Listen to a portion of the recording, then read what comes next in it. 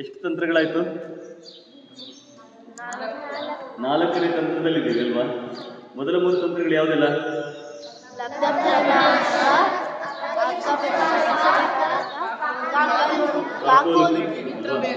4ನೇ ತಂತ್ರ ಬಂದು ಮಿತ್ರ ಭೇದ. ಆದರೆ ಶಿವಶರ್ಮರು ಬರಿಬೇಕಾದ್ರೆ ಇದನ್ನೇ ಮೊದಲ ತಂತ್ರವಾಗಿ ಬರ್ದಿದ್ದಾರೆ, ಮಿತ್ರ ಭೇದವನ್ನೇ ಮೊದಲ ತಂತ್ರವಾಗಿ ಬರ್ದಿದ್ದಾರೆ. ನಾನು ಇದನ್ನು 4ನೇ ತಂತ್ರವಾಗಿ ತಗೊಂಡಿದ್ದೀನಿ, ಯಾಕಂದರೆ ಇದು ತುಂಬ ಉದ್ದ ಇರುವಂಥ ಕತೆ. ನಾವು ಶುರುವಿನಲ್ಲೇ ತುಂಬ ದೀರ್ಘವಾಗಿರೋ ಕತೆ ಶುರು ಮಾಡಿದರೆ ಅದು ಎಷ್ಟು ದಿನದಲ್ಲಿ ಮುಗಿಯುತ್ತೆ ಹೇಳೋಕ್ಕಾಗಲ್ಲ. 4 ದಿನ ಆಗ್ಬೋದು, 5 ದಿನ ಆಗ್ಬೋದು, ಆಮೇಲೆ ಮಿಕ್ಕ ತಂತ್ರಗಳಿಗೆಲ್ಲ ಸಮಸ್ಯೆ ಆಗ್ಬೋದು ಹೇಳಿ ಇರೋದ್ರಲ್ಲಿ ಸಣ್ಣ ತಂತ್ರ ಯಾವುದು? ಲಬ್ಧ ಪ್ರಣಾಶ. ಅದನ್ನು ಮೊದಲು ತಗೊಂಡು ಇದನ್ನು 4ನೇ ತಂತ್ರವಾಗಿ ಓದ್ತಾ ಇದ್ದೀವಿ.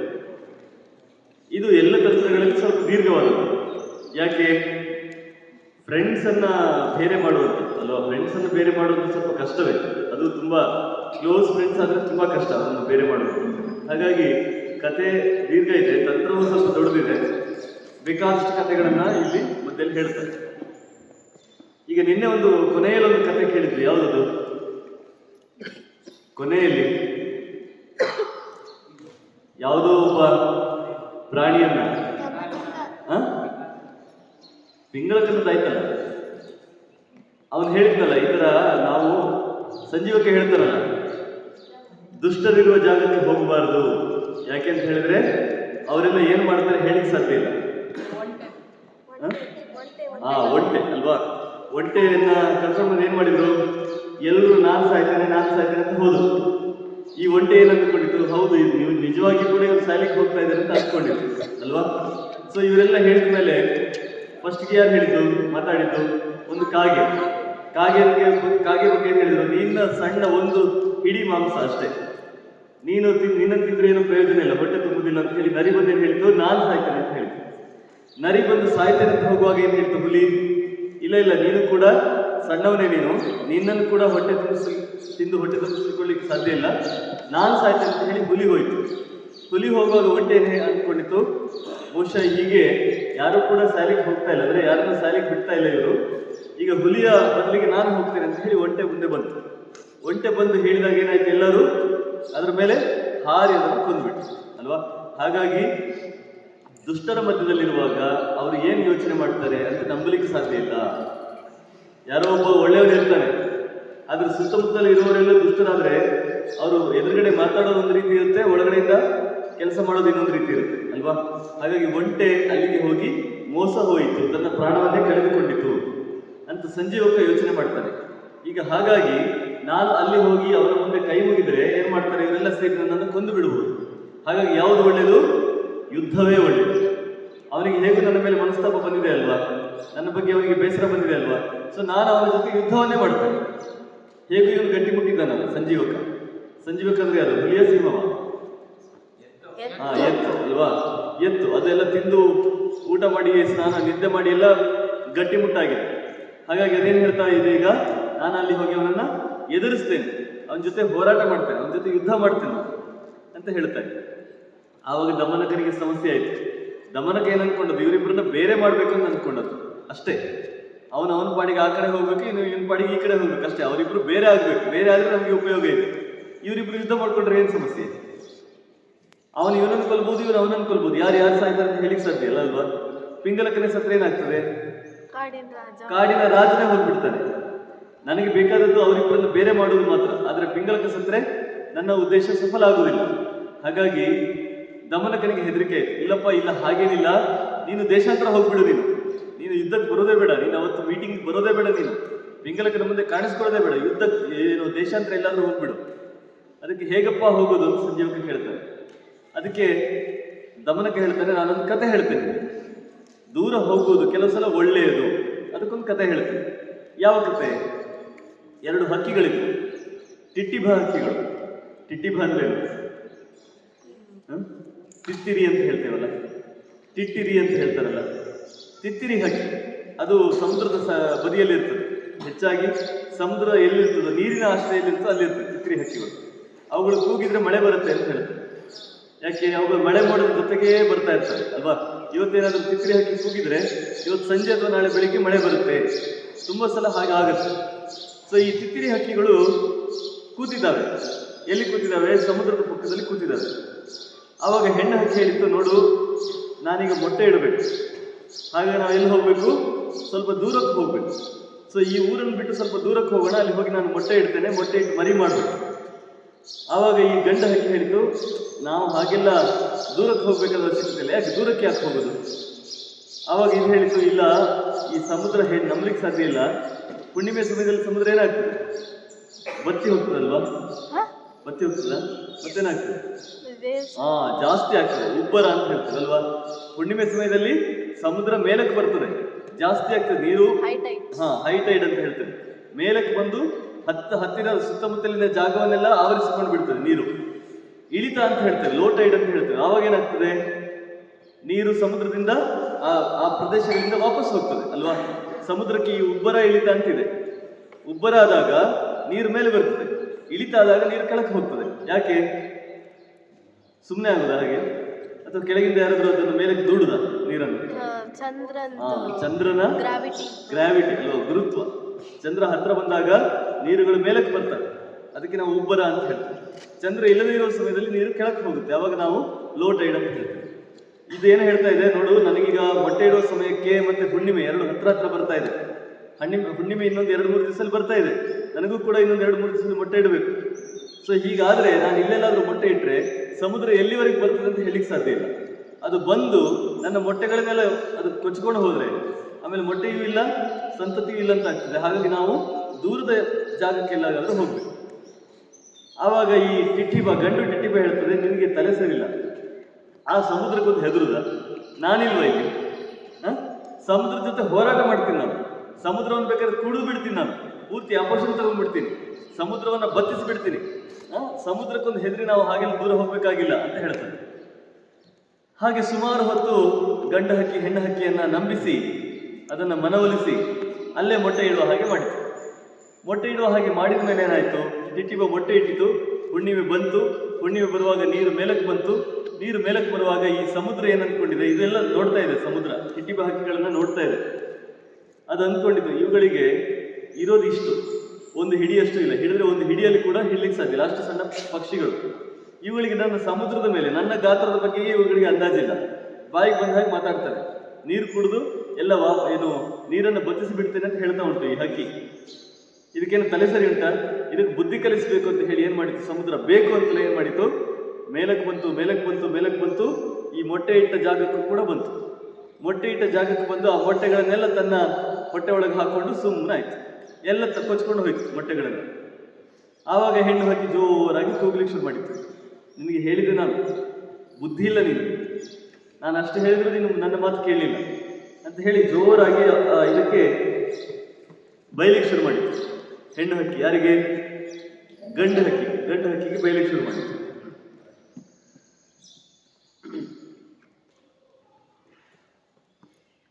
ಆವಾಗ ಅದೊಂದು ಕತೆ ಹೇಳಿತು, ನೋಡು ಈ ಕೆಲವರು ಇರ್ತಾರೆ, ಒಳ್ಳೆಯವರು ಇರ್ತಾರೆ, ಅಥವಾ ಬುದ್ಧಿವಂತರು ಅಂತ ಇರ್ತಾರೆ, ಅಥವಾ ನಮ್ಮನ್ನ ನಮ್ಮ ಹಾರೈಕೆಯನ್ನು ನಮ್ಮ ಒಳಿತನ ಬಯಸುವವರು ಅಂತ ಇರ್ತಾರೆ. ಅವರು ಮಾತು ಹೇಳಿದಾಗ ನಾವು ಕೇಳಬೇಕು. ಎಲ್ಲರ ಮಾತನ್ನ ಕೇಳಬೇಕಾಗಿಲ್ಲ, ದುಷ್ಟರ ಮಾತನ್ನ ಕೇಳಬೇಕಾಗಿಲ್ಲ. ಯಾಕೆ? ದುಷ್ಟರು ಒಂದು ಉದ್ದೇಶ ಇಟ್ಕೊಂಡೇ ನಮ್ಮ ಹತ್ರ ಮಾತಾಡ್ತಾರೆ ಅಲ್ವಾ. ಉದಾಹರಣೆಗೆ ನೀವೇನೋ ಓದ್ತಾ ಇದ್ದೀರಿ ಅಂತ ಇಟ್ಕೊಳ್ಳಿ, ನೀನು ಎಷ್ಟು ಚೆನ್ನಾಗಿ ಆಟ ಆಡ್ತೀಯಾ, ನೀನು ಕ್ರಿಕೆಟ್ ಎಷ್ಟು ಚೆನ್ನಾಗಿರ್ತದೆ, ನೀನು ಒಂದು ಬಾಲ್ ಹೊಡೆದ್ರೆ ಸಿಕ್ಸರಿಗೆ ಹೋಗ್ತದೆ, ಹಾಗೆ ಹೀಗೆ ಅಂತ ಹೇಳ್ಕೊಂಡು ನಿಮ್ಮನ್ನು ಹೇಳ್ಕೊಂಡು ಆಟ ಆಡ್ಲಿಕ್ಕೆ ಕರ್ಕೊಂಡು ಹೋಗ್ತಾರೆ. ಅವರ ಉದ್ದೇಶ ಏನು? ನಿಮ್ಮ ಓದನ್ನ ತಪ್ಪಿಸ್ಬೇಕು ಅಂತ ಅಲ್ವಾ.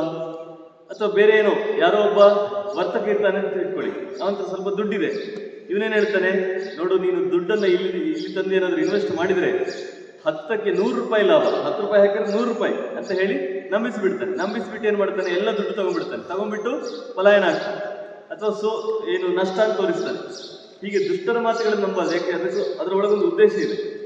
ಆದರೆ ಒಳ್ಳೆಯವರ ಮಾತನ್ನ ಕೇಳಬೇಕು. ಒಳ್ಳೆಯವರು ಕೆಲವು ಸಲ ನಮ್ಮ ಒಳ್ಳೆಯದಕ್ಕಾಗಿಯೇ ಮಾತಾಡ್ತಾರೆ, ನಮ್ಮ ಹಿತವನ್ನು ಬಯಸಿಕೊಂಡೇ ಮಾತಾಡ್ತಾರೆ.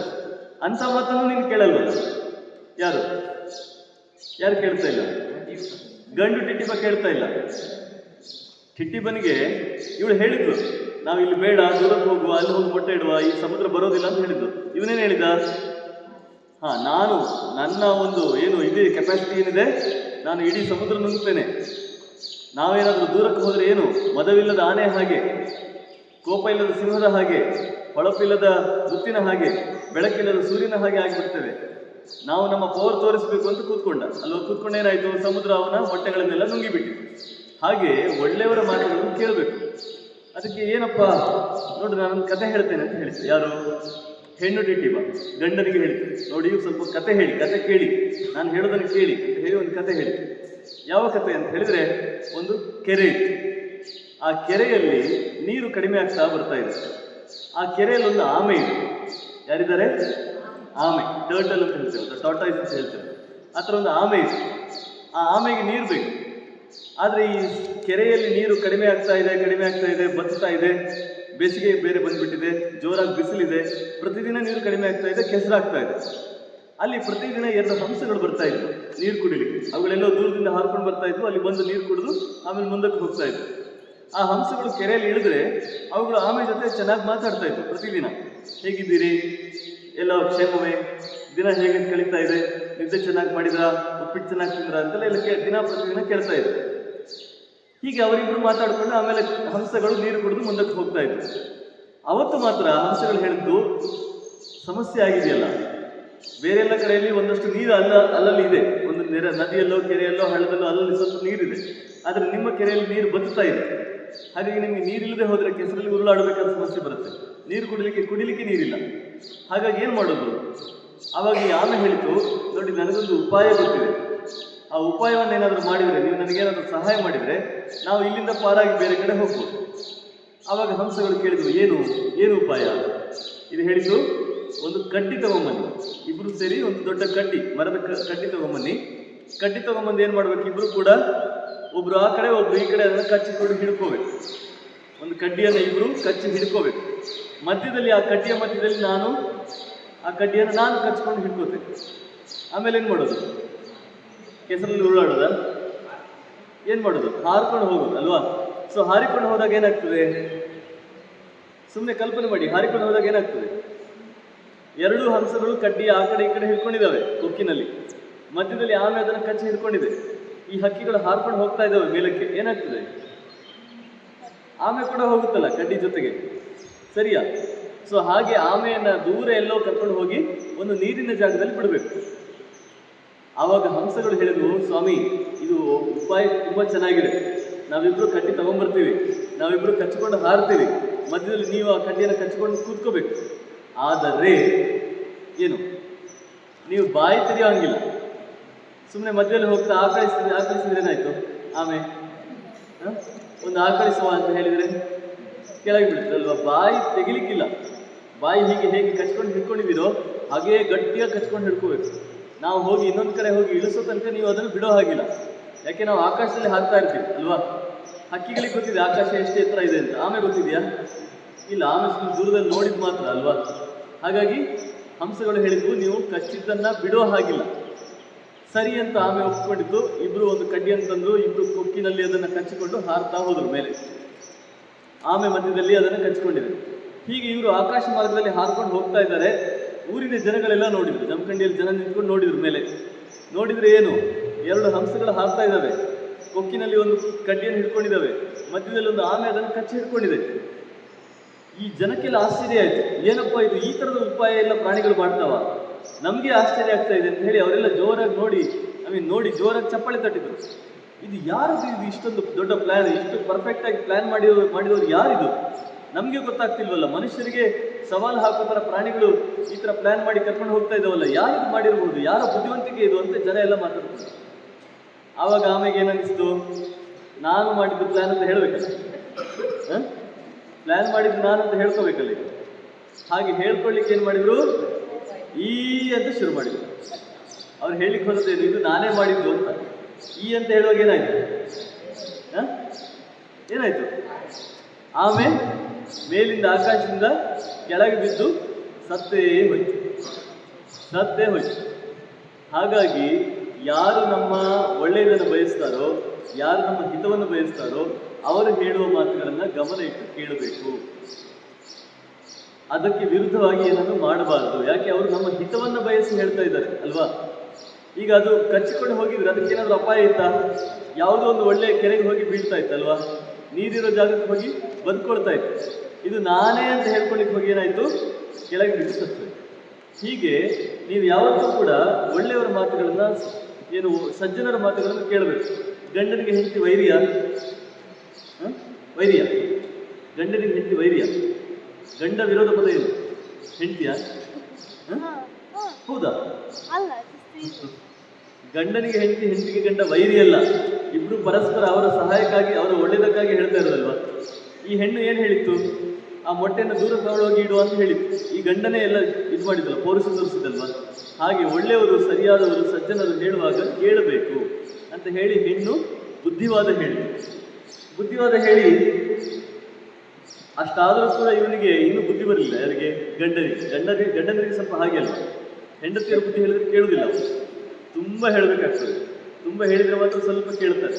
ಹೌದು, ಇರ್ಬೋದೋ ಏನೋ ಅಂತ. ಸ್ವಲ್ಪ ಒಂದು ಕಥೆಯಲ್ಲೆಲ್ಲ ಮುಗಿಸ್ಬಿಟ್ರೆ ಗಂಡನಿಗೆ ಕೇಳುವುದಿಲ್ಲ. ಇವನೇನು ಹೇಳಿದ, ನೀನು ನನ್ನ ಪೌರುಷವನ್ನು ನೀನು ಕಡಿಮೆ ಅಂತ ತಿಳ್ಕೊಂಡಿರುತ್ತದೆ. ನೀನು ನನ್ನನ್ನು ಆಮೆ ಅಂತ ತಿಳ್ಕೊಂಡದ. ಈಗ ಆ ಆಮೆಗೆ ಬುದ್ಧಿ ಇಲ್ಲ, ಹಾಗೆ ನಾನು ಅಂತ ತಿಳ್ಕೊಂಡದ. ಹಾಗೇನೂ ಇಲ್ಲ. ನನ್ನ ಪೌರುಷವನ್ನ ನೀನು ನೋಡಿದರೆ ನಾನು ಚಿಕ್ಕವನಿರ್ಬೋದು, ಆದರೆ ಸಮುದ್ರವನ್ನು ಸೋಲಿಸಬಲ್ಲೆ ನಾನು. ಈಗ ಆನೆ ದೊಡ್ಡದಿರ್ತದೆ, ಆನೆಯ ಹಿಂದೆ ಹೋಗಿ ಹಾರಿ ಅದನ್ನು ಯಾರು ಕೊಲ್ತಾರೆ? ನರಿಕೊಳ್ತದ? ಮತ್ತೆ ಯಾರು? ಸಿಂಹ ಅಥವಾ ಹುಲಿ ಅಲ್ವಾ? ಹುಲಿ ಹೋಗಿ ಆನೆಯ ಬೆನ್ನ ಹಿಂದೆ ಮೇಲೆ, ಅದರ ಮೇಲೆ ಬಿದ್ದು ಅದನ್ನ ಕಚ್ಚಿಕೊಳ್ತದೆ. ಅಥವಾ ಅದರ ಮದಗಜ ಅಂತ ಹೇಳ್ತೇವೆ, ಅದರ ಕುತ್ತಿಗೆ ಹತ್ರ ಬಂದು ಅದರ ಮದವನ್ನೇ ಜೋರಾಗಿ ಹಿಡ್ಕೊಳ್ತದೆ, ಅದರ ಹಣೆಯನ್ನು ಜೋರಾಗಿ ಹಿಡ್ಕೊಳ್ತದೆ. ಆವಾಗ ಆನೆ ಸೋಲ್ತದೆ. ಯಾರ ಗಾತ್ರ ದೊಡ್ಡದು? ಆನೆ ದೊಡ್ಡ, ಹುಲಿ ದೊಡ್ಡ? ಆನೆ ದೊಡ್ಡ, ಹುಲಿ ದೊಡ್ಡ? ಆನೆ ಅಲ್ವಾ? ಆದರೂ ಕೂಡ ಹುಲಿ ಅದನ್ನು ಕೊಲ್ತದೆ. ಹಾಗಾಗಿ ಗಾತ್ರ ದೊಡ್ಡದಲ್ಲ, ಗಾತ್ರದಲ್ಲಿ ಸಮಸ್ಯೆ ಇಲ್ಲ ನನಗೆ. ಹಾಗೆಯೇ ಈಗ ಕತ್ತಲೆ ಇದೆ ಅಂತ ಇಟ್ಕೊಳ್ಳುವ. ಕತ್ತಲೆಯನ್ನು ಯಾರು ಓಡಿಸ್ತಾರೆ? ಬೆಳಕು ಎಷ್ಟು ದೊಡ್ಡದಿರ್ತದೆ? ಕತ್ತಲೆ ಎಷ್ಟು ದೊಡ್ಡದಿರ್ತದ?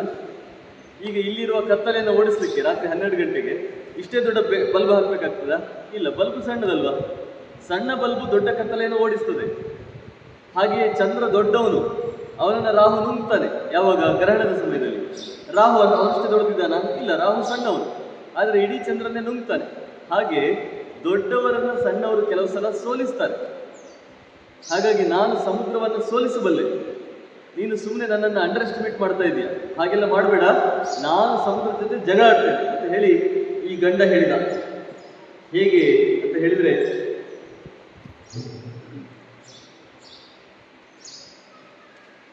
ಈಗ ಒಂದು ಕತೆ ಹೇಳ್ತೇನೆ ನಿಮಗೆ ಅಂತ ಹೇಳಿ ಗಂಡ ಒಂದು ಕತೆ ಹೇಳಿದ. ಹೆಂಡತಿ ಆಲ್ರೆಡಿ ಒಂದು ಕತೆ ಹೇಳಿ ಆಗಿದೆ. ಈಗ ಗಂಡ ಒಂದು ಕತೆ ಹೇಳ್ತಾನೆ. ಯಾಕೆ? ದೊಡ್ಡವರನ್ನು ಸಣ್ಣವರು ಮಣ್ಣು ಮುಕ್ಕಿಸಬಹುದು. ಒಂದು ಆನೆ ಇತ್ತು. ಆ ಆನೆ ಬಿಸಿಲಲ್ಲಿ ಹೋಗ್ತಾ ಇತ್ತು. ಅದಕ್ಕೆ ಆನೆಗೆ ಸೆಕೆ ಆಗ್ತದೆ ಇಲ್ವಾ? ಬಿಸಿಲಲ್ಲಿ ತಂಪಾಗ್ತದೆ ಆನೆಗೆ? ಮನುಷ್ಯರಿಗೆ ಮಾತ್ರ ಬಿಸಿ ಆಗುತ್ತುಂಟಾ? ಇಲ್ಲ, ಆನೆಗೂ ಕೂಡ ಬಿಸಿ ಆಗ್ತದಲ್ವಾ? ಸೊ ಬೇಸಿಗೆಯಲ್ಲಿ ಆನೆ ಹೋಗ್ತಾ ಇದೆ, ಅದಕ್ಕೂ ಕೂಡ ತುಂಬ ಸುಸ್ತಾಗಿದೆ.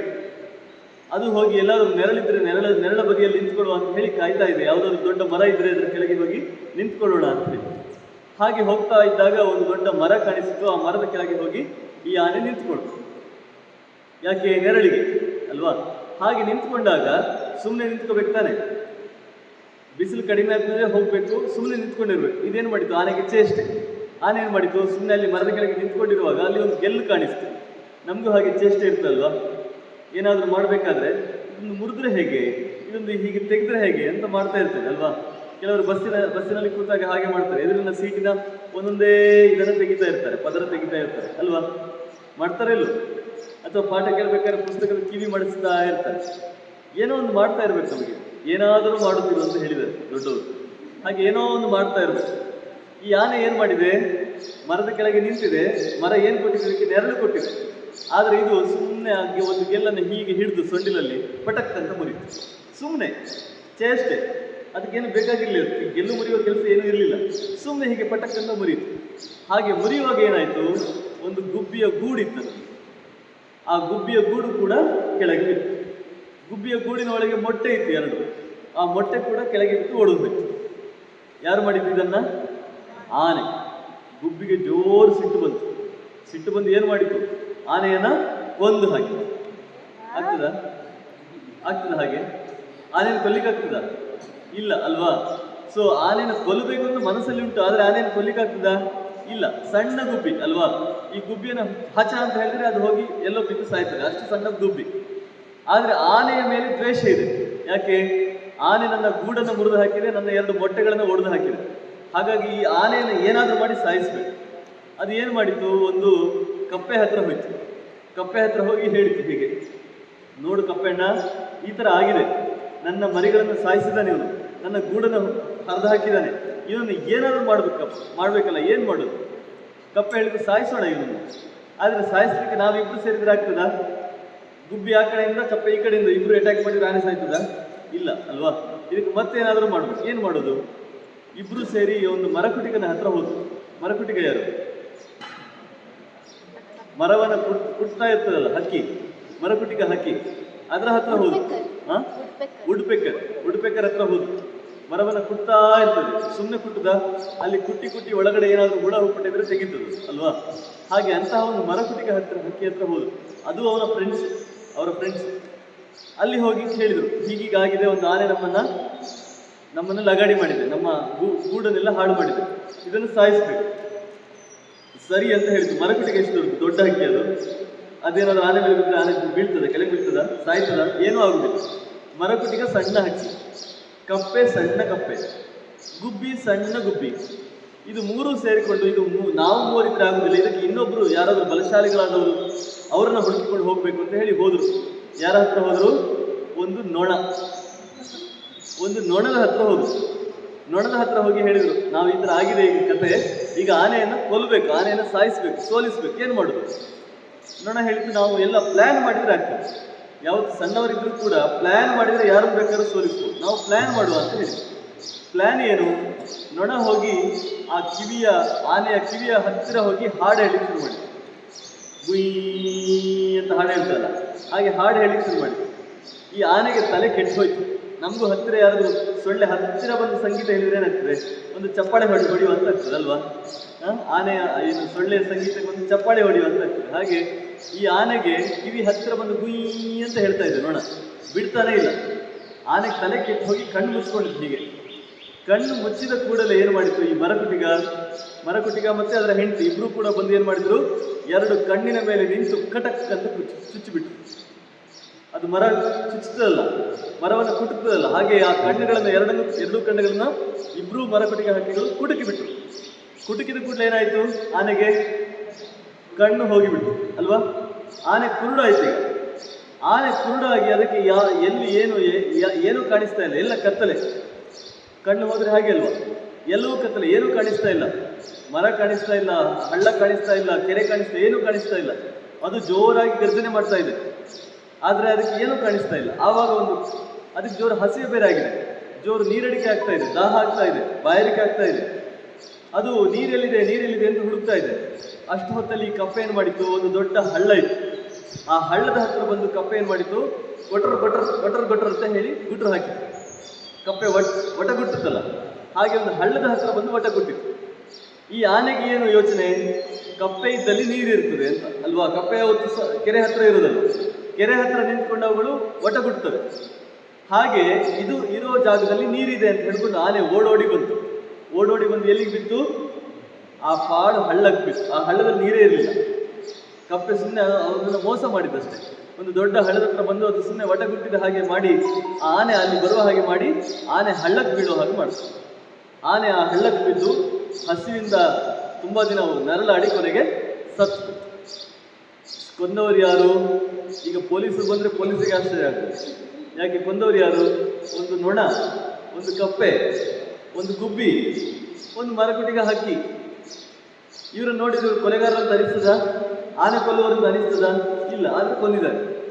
ಹಾಗೆ ಬುದ್ಧಿಯನ್ನು ಉಪಯೋಗ ಮಾಡಿದರೆ ನಾವು ಸಣ್ಣವರಾದರೂ ಕೂಡ ದೊಡ್ಡವರನ್ನು ಕೂಡ ಬಲಿ ಹಾಕ್ಬೋದು, ಅವರ ಕತೆ ಮುಗಿಸ್ಬೋದು ಅಂತ ಹೇಳಿ ಯಾರು ಹೇಳಿದ್ದೀಗ? ಹೇಳಿದ್ಯಾರು? ಚಿಟ್ಟಿಬ ಯಾರು? ಗಂಡ ಅಲ್ವಾ? ಗಂಡ ಹೇಳಿದ್ರು, ನೋಡಿ ಹೀಗೆ ನಾನು ಮಾಡಬಹುದು. ನಾವು ಸಣ್ಣವರಾದರೂ ಕೂಡ ಸಮುದ್ರವನ್ನು ಬೇಕಾದ್ರೆ ನಾವು ಸೋಲಿಸ್ಬೋದು, ಅದರ ನೀರು ಕುಡಿದು ನಾವು ಅದನ್ನು ಖಾಲಿ ಮಾಡಿಬಿಡ್ಬೋದು. ಯಾಕೆ?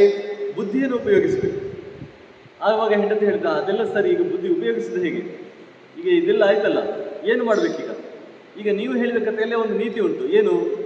ಒಬ್ಬನನ್ನು ಕೊಲ್ಲುವುದಕ್ಕೆ 4-5 ಜನ ಸೇರಿದ್ರೆ ಆಗ್ತದೆ. ಬರೀ ಗುಬ್ಬಿ ಮಾತ್ರ ನಿಂತ್ಕೊಂಡು ಕುಟುಕ್ತಾ ಇದ್ರೆ ಆಗ್ತಾ ಇತ್ತಾ? ಇಲ್ಲ. ಗುಬ್ಬಿ ಹೋಗಿ ಯಾರನ್ನು ಕರೀತು? ಕಪ್ಪೆಯನ್ನು ಕರೀತು. ಕಪ್ಪೆ ಹೋಗಿ ಇನ್ನೊಬ್ಬರನ್ನು ಕರೀತು. ಹೀಗೆ 4-5 ಜನ ಸೇರಿಕೊಂಡು ಆ ಕೆಲಸವನ್ನು ಸಾಧಿಸ್ಬೋದು. ಒಬ್ಬರೇ ಮಾಡ್ಲಿಕ್ಕೆ ಸಾಧ್ಯ ಇಲ್ಲ. ಹಾಗಾಗಿ ನಾವೀಗ ಎಲ್ಲಿಗೆ ಹೋಗಬೇಕು? ನಮ್ಮ ಪಕ್ಷಿ ಲೋಕಕ್ಕೆ ಹೋಗ್ಬೇಕು. ನಾವಿಬ್ರು ಕೂಡ ಒಂದು ಪಕ್ಷಿಗಳ ಬಳಗಕ್ಕೆ ಹೋಗಿ ನಮ್ಮ ಕಥೆಯನ್ನು ಹೇಳಬೇಕು. ನೋಡಿ, ಸಮುದ್ರ ಈ ಥರ ನಮ್ಮ ಮೊಟ್ಟೆಯನ್ನು ತಗೊಂಡು ಬಿಟ್ಟಿದೆ ಅಂತ ಹೇಳಬೇಕು. ಆವಾಗ ಪಕ್ಷಿಗಳು ಏನಾದರೂ ಉಪಾಯ ಕೊಡ್ಬೋದು. ನಾವಿಬ್ಬರೇ ಏನು ಮಾಡ್ಲಿಕ್ಕೆ ಸಾಧ್ಯ ಇಲ್ಲ ಅಂತ ಹೇಳಿ ಹೆಣ್ಣು ಹಕ್ಕಿ ಗಂಡನನ್ನ ಒಪ್ಪಿಸಿ ಇಬ್ರು ಕೂಡ ಪಕ್ಷಿಗಳ ಮೀಟಿಂಗ್ಗೆ ಹೋದರು. ಅಲ್ಲಿ ಎಲ್ಲ ಪಕ್ಷಿಗಳು ಇದ್ದಾವೆ. ಕಾಗೆ, ಗೊರವಂಕ, ಗಿಳಿ, ಗುಬ್ಬಿ, ಅದು ಒಂದು ಹಕ್ಕಿ ಗೊರವಂಕ ಅಂತ. ಏನೇನೋ ಬೇರೆ ಬೇರೆ ರೀತಿಯ ಹಕ್ಕಿಗಳಿದ್ದಾವೆ, ನವಿಲು, ಗಿಳಿ ಎಲ್ಲರೂ ಇದ್ದಾರೆ.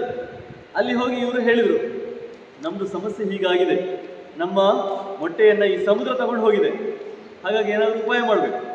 ಆವಾಗ ಪಕ್ಷಿಗಳೆಲ್ಲ ಹೇಳಿದವು, ಇದೆಲ್ಲ ನಮ್ಮ ಕೈಲಿ ಆಗೋದಲ್ಲ, ನಾವು ಉಪಾಯ ಮಾಡಬಹುದು, ಆದರೆ ನಮಗೆಲ್ಲ ಒಬ್ಬ ರಾಜ ಇದ್ದಾನಲ್ಲ, ಆ ರಾಜನ ಹತ್ರ ಹೋಗಿ ನಮ್ಮ ಸಮಸ್ಯೆ ಹೇಳೋಣ, ಅವನು ಏನಾದರೂ ಪರಿಹಾರ ಕೊಡ್ತಾನೆ. ರಾಜ ಯಾರು? ಗರುಡ ಅಲ್ವಾ? ಸೊ ಗರುಡನ ಹತ್ರ ಹೋಗೋಣ ಅಂತ ಹೇಳಿದ್ರು. ಎಲ್ಲರೂ ಗರುಡನ ಹತ್ರ ಹೋದ್ರು. ಗರುಡ ಇವ್ರ ಮಾತೆಲ್ಲ ಕೇಳಿ ಏನು ಹೇಳಿದ? ಇದಕ್ಕೆ ಒಳ್ಳೆ ಉಪಾಯ ಮಾಡಬಹುದು. ಯಾಕೆ? ನನ್ನ ಬಾಸ್ ಇದ್ದಾರೆ. ಯಾರು ನನ್ನ ಬಾಸ್? ವಿಷ್ಣು ಅಲ್ವಾ? ಗರುಡ ಯಾರ ವಾಹನ? ವಿಷ್ಣುವಿನ ವಾಹನ. ಎಷ್ಟೋ ಸಲ ಈ ದೊಡ್ಡವರ ಗುಟ್ಟುಗಳೆಲ್ಲ ಯಾರಿಗೆ ಗೊತ್ತಿರ್ತದೆ? ಕಾರ್ ಡ್ರೈವರಿಗೆ ಗೊತ್ತಿರ್ತದಲ್ವಾ? ದೊಡ್ಡ ರಾಜಕಾರಣಿ ಇರ್ತಾರೆ, ಅವ್ರು ಎಲ್ಲೆಲ್ಲಿ ಭ್ರಷ್ಟಾಚಾರ ಮಾಡಿದ್ದಾರೆ, ಎಲ್ಲಿ ದುಡ್ಡು ತಗೊಂಡಿದ್ದಾರೆ, ಯಾರ್ಯಾರನ್ನ ಮುಗಿಸಿದ್ದಾರೆ, ಎಲ್ಲ ಗುಟ್ಟು ಯಾರಿಗೆ ಗೊತ್ತಿರ್ತದೆ? ಕಾರ್ ಡ್ರೈವರ್ಗೆ ಗೊತ್ತಿರ್ತದೆ. ಹಾಗಾಗಿ ಕಾರ್ ಡ್ರೈವರ್ನ ತುಂಬಾ ಚೆನ್ನಾಗಿ ಇಟ್ಕೊಂಡಿರ್ತಾರೆ. ಅವ್ರನ್ನ ತುಂಬಾ ಚೆನ್ನಾಗಿ ಇಟ್ಕೊಂಡಿರ್ತಾರೆ. ಯಾಕೆ? ಇವರ ಗುಟ್ಟೆಲ್ಲ ಗೊತ್ತಿರ್ತದೆ ಅವರಿಗೆ. ಹಾಗೆ ಈ ಗರುಡ ಹೇಳಿತು, ನೋಡಿ, ನಾನು ಅವರ ಡ್ರೈವರ್. ಯಾರ ಡ್ರೈವರು? ವಿಷ್ಣುವಿನ ಡ್ರೈವರ್. ನಾನು ಹೇಳಿದರೆ ಅವರು ಅದನ್ನು ಮೀರುವುದಿಲ್ಲ. ನಾನು ಏನಾದರೂ ಕೆಲಸ ಕೇಳಿದರೆ, ಸಹಾಯ ಕೇಳಿದರೆ ಅವರು ಮಾಡ್ತಾರೆ. ಹಾಗಾಗಿ ವಿಷ್ಣುವಿನ ಹತ್ರ ಈ ಸಹಾಯ ಕೇಳುವ ಅಂತ ಹೇಳುವಷ್ಟರಲ್ಲಿ ವಿಷ್ಣುವಿನ ಕಡೆಯಿಂದಲೇ ಒಂದು ಟೆಲಿಗ್ರಾಮ್ ಬಂತು. ವಿಷ್ಣುವಿನ ಕಡೆಯವರು ಯಾರೋ ಬಂದು ಹೇಳಿದರು, ನೋಡಪ್ಪ, ಈಗ ನಿನ್ನ ಇದು ರೆಡಿ ಆಗಬೇಕು. ಯಾಕೆ? ವಿಷ್ಣು ಹೋಗ್ತಾ ಇದ್ದಾರೆ. ಎಲ್ಲಿಗೆ? ಇಂದ್ರನ ಅರಮನೆಗೆ ಹೋಗ್ತಾ ಇದ್ದಾರೆ, ಅಮರಾವತಿಗೆ ಹೋಗ್ತಾ ಇದ್ದಾರೆ. ಹಾಗಾಗಿ ಅವರನ್ನ ಕರ್ಕೊಂಡು ಹೋಗ್ಲಿಕ್ಕೆ ನೀನು ಬರಬೇಕು ಅಂತ ಹೇಳಿ. ಯಾರು? ದೂತ. ಆವಾಗ ಗರುಡ ಹೇಳಿದ, ಇಲ್ಲ, ನಾನು ಬರುವುದಿಲ್ಲ ಅಂತ ಹೇಳು. ಯಾಕೆ? ನನಗೆ ಈ ಸಮುದ್ರನ ಕಡೆಯಿಂದ ಈ 2 ಮೊಟ್ಟೆಗಳನ್ನು ವಾಪಸ್ ತೆಗೆಸ್ಕೊಡ್ಬೇಕು. ಯಾರು? ವಿಷ್ಣು. ತೆಗೆಸಿಕೊಟ್ರೆ ಬರ್ತಾರೆ, ಇಲ್ಲಾಂದ್ರೆ ಬರುವುದಿಲ್ಲ ಅಂತ ಹೇಳು ಅಂತ ಗರುಡ ಹೇಳಿದ. ಆವಾಗ ದೂತ ಅದನ್ನೇ ಹೋಗಿ ಹೇಳಿದ ವಿಷ್ಣುವಿಗೆ, ನೋಡ್ರಿ, ಹೀಗಾಗಿದೆ, ಅವನು ಬರ್ತಾ ಇಲ್ಲ ಇವತ್ತು ನಿಮ್ಮ ಸರ್ವಿಸ್ಗೆ, ಕಾರ್ ಡ್ರೈವರ್ ಬರ್ತಾ ಇಲ್ಲ. ಯಾಕೆ? ಅವನಿಗೆ 2 ಮೊಟ್ಟೆಗಳನ್ನು ತೆಗೆಸ್ಕೊಡ್ಬೇಕಂತ ಸಮುದ್ರ ತಗೊಂಡು ಹೋಗಿರೋದು. ವಿಷ್ಣು ಬಂದು ಹೇಳಿದ, ಸರಿ, ನಾನು ಆ ಕೆಲಸ ಮಾಡಿಕೊಡ್ತೇನೆ, ಆ ಕೆಲಸ ಮಾಡಿದ ಮೇಲೆ ನಿನ್ನನ್ನು ಕರ್ಕೊಂಡು ಹೋಗ್ತೀನಿ ಅಂತ ಹೇಳಿ ಸಮುದ್ರದ ಎದುರುಗಡೆ ನಿಂತು ಬಾಣ ಹೂಡಿದ ಸಮುದ್ರಕ್ಕೆ. ನೀನು ಆ 2 ಮೊಟ್ಟೆಗಳನ್ನು ಏನು ಕಸಿದುಕೊಂಡಿದೆಯಲ್ಲ ಕೊಡಬೇಕು ಅಂತ ಹೇಳಿ. ವಿಷ್ಣು ನಿಂತರೆ ಯಾರಾದರೂ ಸುಮ್ಮನೆ ಹಾಗೆ ಕೂತಿರ್ತಾರ? ಅವನು ಬಾಣ ಹೊಡೆದ್ರೆ ಹೊಡಿಲಿ ಅಂತ ಕೂತಿರ್ತಾರ? ಇಲ್ಲ. ಕೂಡಲೇ ಏನು ಮಾಡಿದ ಸಮುದ್ರ ರಾಜ? ಕೈ ಮುಗಿದ, ಸ್ವಾಮಿ, ನನಗೆ ಇದೆಲ್ಲ ಗೊತ್ತಿರಲಿಲ್ಲ, ನೀವೇ ಬರ್ತೀರಂತ ಗೊತ್ತಿರಲಿಲ್ಲ. ಕೆಲಸ ಆಗ್ತದಲ್ವ, ಯಾರೋ ಒಬ್ರು ಸಣ್ಣವರು, ಅವ್ರದ್ದೇನೋ ಕೆಲಸ ಆಗಿರೋದಿಲ್ಲ. ಆವಾಗ ಅವ್ರು ಹೋಗಿ ಏನು ಮಾಡ್ತಾರೆ? ದೊಡ್ಡವ್ರನ್ನ ಯಾರನ್ನ ಕರ್ಕೊಂಡ್ಬರ್ತಾರೆ. ಅವ್ರನ್ನ ನೋಡ್ಕೊಂಡು ನಮ್ಗೆ ಭಯ ಆಗುತ್ತೆ. ಅಯ್ಯೋ, ಇಂಥ ದೊಡ್ಡವರೆಲ್ಲ ಇವರ ಪರಿಚಯ ಅಂತ ಗೊತ್ತಿರುವುದಿಲ್ಲ ನಮಗೆ. ಹಾಗೆ ಈ ಹಕ್ಕಿಗೆ ವಿಷ್ಣುವನ್ನೇ ಕರೆಯುವ ಶಕ್ತಿ ಇದೆ ಅಂತ ಇದಕ್ಕೆ ಗೊತ್ತಿರಲಿಲ್ಲ ಸಮುದ್ರಕ್ಕೆ. ಈಗ ವಿಷ್ಣು ಬಂದಿದ್ದಾನೆ, ಬಾಣ ಹೂಡಿದ್ದಾನೆ, ಆ 2 ಮೊಟ್ಟೆಗಳನ್ನು ಕೊಡಬೇಕು ಅಂತ ಹೇಳ್ತಾ ಇದ್ದಾನೆ. ಸಮುದ್ರ ಹೇಳಿತು, ಸ್ವಾಮಿ, ನನಗಿದೆಲ್ಲ ಗೊತ್ತಿರಲಿಲ್ಲ, ನೀವೇ ಬಂದು ಇಲ್ಲಿ ನನ್ನ ಜೊತೆ ಯುದ್ಧ ಮಾಡ್ತೀನಿ ಗೊತ್ತಿರಲಿಲ್ಲ, ತಗೊಳ್ಳಿ, ಇದು ಕೊಟ್ಟುಬಿಟ್ಟೆ ಅಂತ ಹೇಳಿ 2 ಮೊಟ್ಟೆಗಳನ್ನು ವಾಪಸ್ ಕೊಟ್ಬಿಟ್ಟು. ಯಾರಿಗೆ? ಟಿಟಿಬಗಳಿಗೆ ಕೊಟ್ಬಿಟ್ಟು. ಹಾಗೆ ಹಕ್ಕಿಗಳು ಸಣ್ಣದಾದರೂ ಕೂಡ ಅವುಗಳು ವಿಷ್ಣುವನ್ನೇ ಕರೆದು ಯುದ್ಧ ಮಾಡಿಸಿ ಮೊಟ್ಟೆಗಳನ್ನು ತಗೊಂಡವು. ಹಾಗಾಗಿ ಗಾತ್ರ ದೊಡ್ಡದಲ್ಲ, ಗಾತ್ರ ದೊಡ್ಡ ವಿಷಯವೇ ಅಲ್ಲ. ಯಾವುದೇ ದೊಡ್ಡ ವೈರಿ ಆದರೂ ಕೂಡ ನಾವು ಅವನ್ನ ಉಪಾಯದಿಂದ ಗೆಲ್ಲಬಹುದು ಅಂತ ಹೇಳಿದ್ದು. ಯಾರು ಹೇಳಿದ್ದು? ಟಿಟ್ಟಿಬೆಗಳು ಹೇಳಿದ್ದು. ಈ ಟಿಟ್ಟಿಬೆದ ಕಥೆ ಹೇಳಿದ್ದು ಯಾರು? ಅದು ಮರೆತು ಹೋಗಿದೆ ಅಲ್ವಾ? ದಮನಕ ಅಲ್ವಾ? ದಮನಕ ಹೇಳಿದ್ದು. ಯಾಕೆ? ನೀವು ಈ ಊರು ಬಿಟ್ಟು ಹೋಗಬೇಕು ಅಂತ ಹೇಳಲಿಕ್ಕೆ ಶುರು ಮಾಡಿದ ಒಂದು ಕತೆ ಅಲ್ವಾ? ಹೀಗೆ ದಮನಕ ಹೇಳಿದ ಮೇಲೆ ಸಂಜೀವಕ ಹೇಳಿದ, ನೋಡಪ್ಪ, ಅದೆಲ್ಲ ಬೇಡ, ನಾನು ಹೋಗಿ ಯುದ್ಧ ಮಾಡ್ತೇನೆ, ಅವನ ಮುಂದೆ ಹೋಗಿ ನಿಲ್ತೇನೆ, ಅವನ ಜೊತೆ ಮಾತಾಡ್ತೇನೆ. ಕೊನೆಗೆ ದಮನಕನಿಗೂ ಸಾಕಾಯ್ತು. ಎಷ್ಟು ಅಂತ ಹೇಳಿದ್ರು ಅವನಿಗೆ, ಎಷ್ಟು ಹೇಳಿದ್ರು ಕೇಳ್ತಾ ಇಲ್ಲ ಅವನು. ನೀನುಂಟು, ನಿನ್ನ ಪಿಂಗಲಕ ಉಂಟು, ನೀವು ಏನು ಬೇಕಾದ್ರೂ ಮಾಡ್ಕೊಳ್ಳಿ, ಅಂತೂ ಇದು ವಿಷಯ ಅಂತೂ ನಿನ್ನ ಹತ್ರ ಇರಲಿ. ಪಿಂಗಲಕ ನಿನ್ನನ್ನು ಕೊಲ್ಲಿಕ್ಕೆ ಸಂಚು ಹುಡ್ತಾ ಇದ್ದಾನೆ, ನಿನ್ನನ್ನು ಕೊಲ್ಲಬೇಕು ಅಂತ ಯೋಚನೆ ಮಾಡ್ತಾ ಇದ್ದಾನೆ, ನೀವಿಬ್ರು ಏನು ಬೇಕಾದ್ರೂ ಮಾಡ್ಕೊಂಡು ಸಾಯಿರಿ, ನನಗೂ ಅದಕ್ಕೆ ಸಂಬಂಧ ಇಲ್ಲ ಅಂತ ಹೇಳ್ಕೊಂಡು ದಮನಕ ಹೋಗಿ ಬಿಟ್ಟಿತ್ತು, ಬೇರೆ ಕಡೆ ಹೋಗಿ ಬಿಟ್ಟಿತ್ತು. ದಮನಕ ಆ ಕಡೆ ಹೋದ್ಮೇಲೆ ಸಂಜೀವಕ ಯೋಚನೆ ಮಾಡ್ತಾ ಇದ್ದಾನೆ, ಏನು ಮಾಡೋದು ಈಗ, ನಾಳೆ ಹೋಗ್ಬೇಕಾ ಬೇಡ ಅಂತ ಯೋಚನೆ ಮಾಡ್ತಾ ಇದ್ದಾನೆ. ಹೋದ್ರೆ ಅಲ್ಲಿ ಪಿಂಗಲಕನನ್ನು ಕೊಲ್ಲಬಹುದು, ಹೋಗದೇ ಇದ್ದರೆ ಏನಾಗ್ಬೋದು, ನಾನು ಬೇರೆ ಎಲ್ಲಾದರೂ ಓಡಿ ಹೋಗ್ಲಿಕ್ಕೆ ಪ್ರಯತ್ನ ಮಾಡಿದರೆ ಬೇರೆ ಯಾವುದಾದ್ರೂ ಪ್ರಾಣಿಗಳು ನನ್ನನ್ನು ಹಿಡಿಬಹುದು ಅಲ್ವಾ. ನಾನು ಬೇರೆ ಊರಿಗೆ ಹೋಗಬೇಕಂತ ಪಲಾಯನ ಮಾಡ್ಲಿಕ್ಕೆ ಹೋದರೆ ಮಧ್ಯದಲ್ಲಿ ಬೇರೆ ಯಾವುದಾದ್ರೂ ಕ್ರೂರ ಪ್ರಾಣಿಗಳು ನನ್ನನ್ನು ಹಿಡಿಬಹುದು. ಹಾಗೆ ಏನು ಮಾಡಿದರೂ ಸಮಸ್ಯೆಯೇ, ಏನು ಮಾಡಿದರೂ ಅಪಾಯವೇ. ನಾನಾಗಿ ದೂರ ಓಡಿದ್ರೂ ಅಪಾಯವೇ, ನಾನಾಗಿ ಇವನ ಪಿಂಗಲಕನ ಮುಂದೆ ಹೋದರೂ ಅಪಾಯವೇ. ಏನು ಮಾಡೋದು?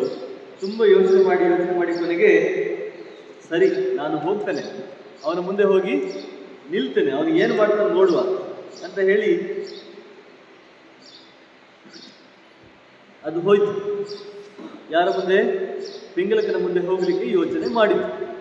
ಇನ್ನು ಹೋಗಲಿಲ್ಲ, ಯೋಚನೆ ಮಾಡಿತು ಅವನ ಮುಂದೆ ಹೋಗುವ ಅಂತ ಹೇಳಿ ಯೋಚನೆ ಮಾಡಿತು. ಈ ದಮನಕ ಏನು ಮಾಡಿದ, ಅವನು ಕರಟಕನ ಹತ್ರ ಬಂದ. ಕರಟಕ ಯಾರು? ದಮನಕನ ಅಣ್ಣ ಅಲ್ವಾ. ಅವನ ಹತ್ರ ಬಂದ. ಯಾಕಂದ್ರೆ ಅವನಿಗೆ ಪ್ರತಿ ಸಲನೂ ಏನಾದರೂ ವಿಷಯ ಹೇಳಬೇಕು ಅಣ್ಣನಿಗೆ, ಈ ಥರ ಆಯಿತು ಅಂತ ವಿಷಯ ಹೇಳಬೇಕು. ಅಣ್ಣನ ಹತ್ರ ಬಂದ. ಆಗ ಕರಟಕ ಕೇಳಿದೆ, ಏನು ಮಾಡಿದೆ? ನೋಡು, ನಾನು ಈ ಥರ ಮಾಡಿದ್ದೇನೆ, ಇಬ್ಬರಿಗೂ ಈಗ ತಂದಿಟ್ಟಿದ್ದೇನೆ, ನಾನು ಇಬ್ಬರಿಗೂ ತಂದಿಟ್ಟಿದ್ದೇನೆ. ಪಿಂಗಲಕನಿಗೆ ಸಂಜೀವಕನ ಮುಖ ನೋಡಿದ್ರೆ ಆಗುವುದಿಲ್ಲ, ಸಂಜೀವಕನಿಗೆ ಪಿಂಗಲಕನ ಮುಖ ನೋಡಿದ್ರೆ ಇಬ್ಬರಿಗೂ ಮಧ್ಯದಲ್ಲಿ ಒಂದು ವೈರವನ್ನು ತಂದಿಟ್ಟಿದ್ದೇನೆ ಅಂತ ಹೇಳಿದ. ಆವಾಗ ಕರಟಕ ಹೇಳಿದ, ನೀನು ದೊಡ್ಡ ದುರ್ಬುದ್ಧಿಯ ಮನುಷ್ಯನು, ಮಹಾ ದುರ್ಬುದ್ಧಿ ನೀನು. ಅವರಿಬ್ಬರು ಚೆನ್ನಾಗಿದ್ರು, ಅವ್ರಿಗೇನು ಸಮಸ್ಯೆ ಇರಲಿಲ್ಲ, ನೀನು ಮಧ್ಯದಲ್ಲಿ ತಂದಿಟ್ಟಿದ್ದೀಯ, ಕೀಲು ಬೆಣೆ ಸೇರಿಸಿರೋದು ನೀನೀಗ ಅಲ್ವಾ.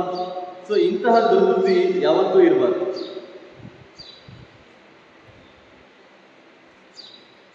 ನಾನು ಬೇಕಾದ್ರೆ ನಿಮಗೆ ಒಂದು ಕತೆ ಹೇಳ್ತೇನೆ. ಈ ಥರದ ದುರ್ಬುದ್ಧಿಯನ್ನು ಮಾಡಿದರೆ ಮಣ್ಣು ತಿಂತೇವೆ, ನಾವು ಹಾಳಾಗ್ತೇವೆ, ನಾವೇ ನಾಶವಾಗ್ತೇವೆ ಅಂತ ಹೇಳೋದಕ್ಕೆ ಒಂದು ಕತೆ ಹೇಳ್ತೇವೆ ಅಂತ ಹೇಳಿ ಅದೊಂದು ಕತೆ ಹೇಳಿದೆ.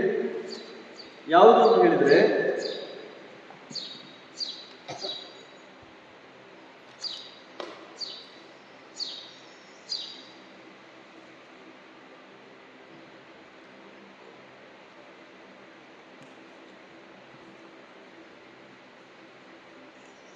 ಕರ್ಟಕ ಇವ್ರ ಜೊತೆ ಮಾತಾಡ್ತಾನೆ. ಮಾತಾಡಿದ ಮೇಲೆ ಕಥೆನ ಆಮೇಲೆ ಕೊನೆಗಿಡುವ. ಇವರಿಬ್ರದ್ದು ಏನಾಯ್ತು ಅಂತ ನೋಡುವ. ಸಂಜೀವಕ ಬಂದು ಏನು ಮಾಡಿದ, ಈ ಸಭೆಯಲ್ಲಿ ಪಿಂಗಲಕನ ಸಭೆ ದಿನ ನಡೀತದಲ್ಲ, ಸಭೆಯ ನಡೀತಾ ಇರುವಾಗ ದೂರದಲ್ಲಿ ಬಂದು ಕೂತ. ಈಗ ನಮಗೆ ಯಾರಾದರೂ ಆಗದೆ ಹೋದರೆ ನಾವೇನು ಮಾಡ್ತೇವೆ, ಅವ್ರ ಜೊತೆ ವ್ಯವಹಾರ ಕಡಿಮೆ ಮಾಡ್ತೇವೆ ಅಲ್ವಾ. ಅವರಿಗೆ ನಮಸ್ಕಾರ ಮಾಡೋದಿಲ್ಲ. ಅವರು ಈ ನಮ್ಮನ್ನು ನೋಡ್ತಾ ಇದ್ರೆ ನಾವು ಮತ್ತೆಲ್ಲೋ ನೋಡ್ತಾ ಇರ್ತೇವೆ. ಅವ್ರು ಬಂದು ಮಾತಾಡ್ಲಿಕ್ಕೆ ಪ್ರಯತ್ನ ಮಾಡಿದ್ರೆ ನಾವೇನು ಮಾಡ್ತೇವೆ, ಹೆಚ್ಚು ಮಾತಾಡೋದಿಲ್ಲ, ಏನೇನೋ ಮಾಡ್ತೇವೆ. ಯಾಕೆ? ನಮಗೆ ಅವ್ರ ಜೊತೆ ಮನಸ್ಸು ಸರಿ ಇಲ್ಲ, ಅವ್ರ ಜೊತೆ ವೈಮನಸ್ಸೇ ಇದೆ, ಅವ್ರ ಜೊತೆ ಜಗಳ ಇದೆ ಅಲ್ವಾ. ಹಾಗೆ ಮಾಡ್ತೇವಲ್ವಾ. ಅದೇ ಯಾರಾದರೂ ಒಳ್ಳೆ ಫ್ರೆಂಡ್ ಸಿಕ್ಕಿದ್ರೆ, ಅವ್ರು ದೂರದಲ್ಲಿ ಇದ್ರೇ ನಾವು ಅವ್ರ ಜೊತೆ ಹತ್ರ ಓಡಿ ಹೋಗ್ತೇವೆ. ಸೊ ನಾವು ಇನ್ನೊಬ್ಬರ ಜೊತೆ ಹೇಗಿರ್ತೇವೆ ಅನ್ನೋದ್ರ ಮೇಲೆ ನಮ್ಮ ಸ್ವಭಾವ ನಿರ್ಧಾರ. ಅವ್ರ ಜೊತೆ ತುಂಬ ಚೆನ್ನಾಗಿದ್ರೆ, ಅವ್ರು ನಮಗೆ ತುಂಬ ಇಷ್ಟ ಆದರೆ ನಾವೇ ಓಡಿ ಹೋಗ್ತೇವೆ, ಅಪ್ಪಿಕೊಳ್ತೇವೆ. ಆದರೆ ಅವ್ರು ನಮಗೆ ಇಷ್ಟ ಇಲ್ಲ ಅಂತಾದರೆ ಅವ್ರು ನಮ್ಮ ಹತ್ರ ಬಂದು ಮಾತಾಡಿಸೋದಿಲ್ಲ. ಹಾಗೆ ಸಂಜೀವಕ ಹೋಗಿದ್ದಾನೆ, ಇದಕ್ಕೆ ಸಭೆಗೆ ಹೋಗಿದ್ದಾನೆ, ಪಿಂಗಲಕನ ಸಭೆಗೆ ಹೋಗಿದ್ದಾನೆ. ಆದರೆ ಪ್ರತಿದಿನ ಏನು ಮಾಡ್ತಾ ಇದ್ದವನು, ಹತ್ತಿರ ಹೋಗಿ ಪಿಂಗಲಕನಿಗೆ ನಮಸ್ಕಾರ ಮಾಡಿ ಒಂದೆರಡು ಒಳ್ಳೆ ಮಾತಾಡಿ ಬಂದು ಕೂತ್ಕೊಳ್ತಾ ಇದ್ದ. ಆದರೆ ಇವತ್ತು ಅವನಿಗೆ ಮನಸ್ಸಿನ ಒಳಗೆ ದ್ವೇಷ. ಯಾಕೆ? ಪಿಂಗಲಕ ನನ್ನನ್ನು ಕೊಲ್ಲಿಕ್ಕೆ ಪ್ರಯತ್ನ ಮಾಡ್ತಾ ಇದ್ದಾನೆ ಅಲ್ವಾ. ಅವನ ಬಗ್ಗೆ ಇವನಿಗೆ ಒಳ್ಳೆ ಅಭಿಪ್ರಾಯ ಇಲ್ಲ. ಹಾಗಾಗಿ ಏನು ಮಾಡ್ತಾನೆ, ಅವನು ಸಭೆಗೆ ಬರ್ತಾನೆ, ಆದರೆ ಎಲ್ಲೋ ಒಂದು ಕಡೆ ದೂರದಲ್ಲಿ ಹೋಗಿ ಕೂತ್ಕೊಳ್ತಾನೆ. ಈ ಪಿಂಗಲಕನಿಗೂ ಅಷ್ಟೇ. ಪಿಂಗಲಕನಿಗೆ ಅವನನ್ನು ನೋಡಿದ ಕೂಡಲೇ ಇವನು ನನ್ನ ಬಗ್ಗೆ ಮೋಸ ಮಾಡ್ತಾ ಇದ್ದಾನೆ, ನನ್ನ ಬಗ್ಗೆ ಏನೋ ದ್ವೇಷ ಭಾವನೆ ಇದೆ ಇವನಿಗೆ, ನನ್ನ ಬಗ್ಗೆ ಯಾವುದೋ ಪಿತೂರಿ ಮಾಡ್ತಾ ಇದ್ದಾನೆ ಅಂತ ಪಿಂಗಲಕನಿಗೆ ಅನಿಸ್ತಾ ಇದೆ. ಎಷ್ಟೋ ಸಲ ನಮಗೆ ಹಾಗೆ ಆಗ್ತದಲ್ವಾ. ಅವರನ್ನು ನೋಡಿದಾಗ ನಮ್ಮ ಮನಸ್ಸಿನ ಭಾವನೆ ಅವರ ಮುಖದಲ್ಲಿ ಕಾಣ್ತದೆ. ನಮಗೆ ಅವರ ಬಗ್ಗೆ ದ್ವೇಷ ಇದ್ದರೆ ಅವನು ಮಾಡ್ತಾ ಇರೋದು ಸರಿ ಇಲ್ಲ ಅಂತ ಅನಿಸ್ತದೆ. ನಮಗೆ ಅವರ ಬಗ್ಗೆ ಒಳ್ಳೆ ಭಾವನೆ ಇದ್ದರೆ ಅವರು ಕಳ್ಳರಾದರೂ ಕೂಡ ನಮಗೆ ಅವರು ಒಳ್ಳೆಯವ್ರ ಥರನೇ ಕಾಣಿಸ್ತಾರೆ ಅಲ್ವಾ. ಯಾರೋ ಒಬ್ಬ ಮನೆಯಲ್ಲಿ ಏನೋ ಹುಡುಕ್ತಾ ಇದ್ದಾನೆ. ಏನು ಹುಡುಕ್ತಾ ಇದ್ದ? ಒಂದು ಸ್ಕ್ರೂ ಡ್ರೈವರ್ ಹುಡುಕ್ತಾ ಇದ್ದಾನೆ. ಸ್ಕ್ರೂ ಡ್ರೈವರ್ ಸಿಗ್ತಾ ಇಲ್ಲ ಅವನಿಗೆ, ಎಲ್ಲಿ ಹುಡುಕಿದ್ರು ಸಿಗ್ತಾ ಇಲ್ಲ. ಆವಾಗ ಅವನು ಯೋಚನೆ ಮಾಡಿದ್ದ, ಯಾರೆಲ್ಲ ಬಂದಿದ್ರು ಮನೆಗೆ. ಪಕ್ಕದ ಮನೆ ಹುಡುಗ ಬಂದಿದ್ದ ಬೆಳಿಗ್ಗೆ. ಅವನು ಬಂದು ಬೆಳಿಗ್ಗೆ ಏನು ಮಾಡ್ತಾ ಇದ್ದ, ಮನೆಯಲ್ಲಿ ಎಲ್ಲ ಓಡಾಡ್ತಾ ಇದ್ದ. ಅವನು ದಿನ ಓಡಾಡುವವನೇ, ಅವತ್ತು ಓಡಾಡ್ತಾ ಇದ್ದ. ಅವನು ಮೋಸ್ಟ್ಲಿ ತೆಗೆದಿರ್ಬೇಕು, ನಾನು ಅಲ್ಲಿ ಒಂದು ಕಡೆ ಇಟ್ಟಿದ್ದೆ ಸ್ಕ್ರೂ ಡ್ರೈವರು, ಅವನೇ ಎತ್ಕೊಂಡು ಹೋಗಿರ್ಬೇಕು ಅಂತ ಯೋಚನೆ ಮಾಡಿ ಅವನ ಮುಖ ನೋಡಿದ. ಸ್ವಲ್ಪ ಹೊತ್ತಾದ್ಮೇಲೆ ಮತ್ತೆ ಬಂದ ಪಕ್ಕದ ಮನೆಯವರು ಬಂದಾಗ ಇವನು ಅವನ ಮುಖ ನೋಡಿದ್ಕೊಳ್ಳಿ ಇವನಿಗೆ ಏನನ್ನಿಸ್ತು, ಕಳ್ಳನ ಹಾಗೆ ಮಾಡ್ತಾ ಇದ್ದಾನೆ ಇವತ್ತು. ಅವನು ನನ್ನ ಮುಖ ನೇರವಾಗಿ ನೋಡ್ತಾ ಇಲ್ಲ, ಅವನು ಅಲ್ಲಿ ಇಲ್ಲಿ ಓಡಾಡ್ತಾ ಇದ್ದಾನೆ, ನನ್ನ ಹತ್ರ ನೇರವಾಗಿ ಮಾತಾಡ್ತಾ ಇಲ್ಲ. ಯಾಕೆ? ಸ್ಕ್ರೂ ಡ್ರೈವರ್ ಕರೆದಿದ್ದಾನೆ ಅದಕ್ಕೆ. ಅವನು ಕಳ್ಳ ಆಗಿರೋದ್ರಿಂದ ಅವನು ಈ ಥರ ಎಲ್ಲ ಮಾಡ್ತಾ ಇದ್ದಾನೆ, ನನ್ನ ಮುಂದೆನೇ ಬರ್ತಾ ಇಲ್ಲ ಅವನು ಅಂತ ಇವನಿಗೆಲ್ಲ ಅನಿಸ್ಲಿಕ್ಕೆ ಶುರುವಾಯಿತು. ಆಮೇಲೆ ಕೇಳಬೇಕು ಅಂತ ಅಂದ್ಕೊಳ್ಳುವಷ್ಟರಲ್ಲಿ ಸಂಜೆ ಹೊತ್ತಿಗೆ ಏನಾಯಿತು, ಅವನು ಸ್ಕ್ರೂ ಡ್ರೈವರ್ ಸಿಕ್ತು. ಇವನೇ ಎಲ್ಲೋ ಒಂದು ಕಡೆ ಇಟ್ಟದ್ದು, ಇವನಿಗೆ ಮರ್ತು ಹೋಗಿತ್ತು, ಎಲ್ಲೋ ಒಂದು ಕಡೆ ಇಟ್ಟು ಮರ್ತು ಬಿಟ್ಟಿದ್ದ. ಅದು ಸಿಕ್ಕಿತು. ಕೊನೆಗೆ ಸಿಕ್ಕಿದ ಮೇಲೆ ಮತ್ತೆ ಆ ಹುಡುಗರನ್ನು ನೋಡಿದ. ಆವಾಗ ಅವನಿಗೆ ಅವನು ಕಳ್ಳನ ಥರ ಕಾಣಿಸಲಿಲ್ಲ, ಅವನು ಸಜ್ಜನನಾಗಿಯೇ ಕಾಣಿಸಿದ. ಈಗ ಬದಲಾವಣೆ ಆದದ್ದು ಯಾರದು? ಪಕ್ಕದ ಮನೆಯ ಮುಖದಲ್ಲಿ ಬದಲಾವಣೆ ಆಯ್ತಾ? ಇಲ್ಲ. ಅವನ ವರ್ತನೆಯಲ್ಲಿ ಬದಲಾವಣೆ ಆಯ್ತಾ? ಇಲ್ಲ. ಅವನ ದಿನ ಇದ್ದ ಹಾಗೆ ಇದ್ದ. ಆದರೆ ಇವನಿಗೆ ಅವನು ಕದ್ದಿರಬಹುದು ಅಂತ ಅಂದುಕೊಂಡಾಗ ಏನಾಯಿತು, ಅವನು ಕಳ್ಳನ ಥರ ಕಾಣಿಸಿದ.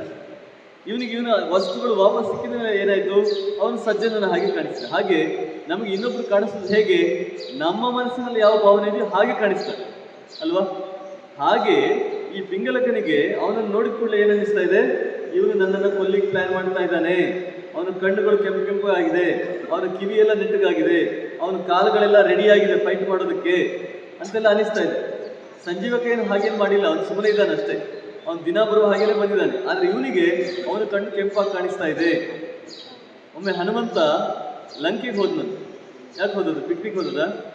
ಮತ್ತೆ ಸೀತೆಯನ್ನು ಹುಡುಕ್ಲಿಕ್ಕಲ್ವಾ? ಸೀತೆಯನ್ನು ಹುಡುಕ್ಲಿಕ್ಕೆ ಹೋಗುವಾಗ ಅವನಿಗೇನಾಗಿದೆ, ಜೋರು ಕೋಪ ಬಂದಿದೆ. ಯಾರ ಮೇಲೆ?